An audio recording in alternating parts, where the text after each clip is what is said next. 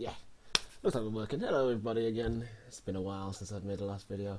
But yeah, I'm back again today with another review. This one's going to be of Magi. Again, episode 3 this time. No volumes because I haven't got any more of the manga, but hey ho, we'll go on with what we know.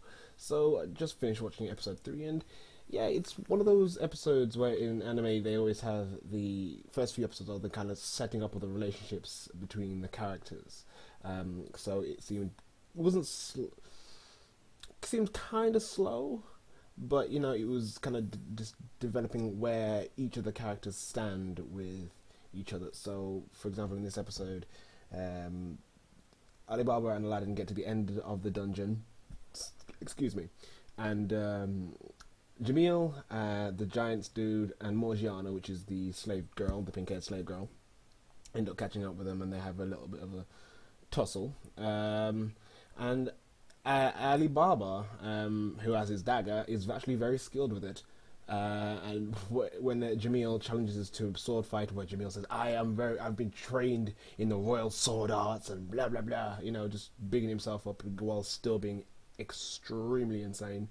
So that will take you down, and here's Alibaba with his hand behind his back with his dagger just going da-da-da, and just taking him down like, "You left yourself open, here, and just, he didn't kill him or anything, he just disarmed him and just kind of took him down. I was like, yeah, kid's pretty cool.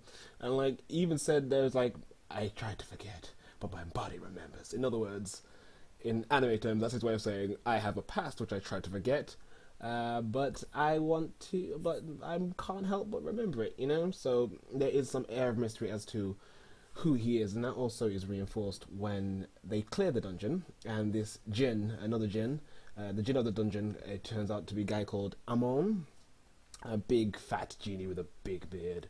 It's like, he knows Aladdin is the Magi, and he explains what the Magi is.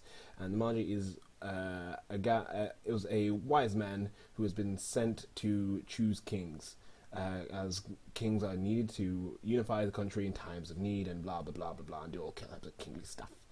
And Aladdin, being extremely innocent-minded as he is like, I have no idea you know. So it kind of added to this whole fleshing out of this world, and you know there is obviously some history to this world, and there's some history to the characters and whatever, and like a very interesting thing. Well, something I found interesting what happened at the very end of the episode, is when Amon sent sending the guys out, Morgiana, who was fighting Aladdin and Alibaba, but Aladdin just managed to find like a relic of some sort and just kind of just magics her into submission. Them three, Aladdin, Alibaba, and Morgiana. Come on, Laurence, get your words out. End up going through this portal, and they sail through the cosmos essentially, and this giant blue tube. Aladdin's got all these riches from the dungeon, which is what he wanted, and Aladdin and Alibaba say, "We're gonna go on an adventure, even though this one's over." Blah blah blah. So, and then when they finish the teleportation thing, they split up. So Alibaba is in the wreckage of the dungeon.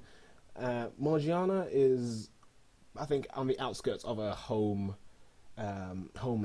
and Aladdin is just in some field somewhere. I'm like, wait, why split them up? It was.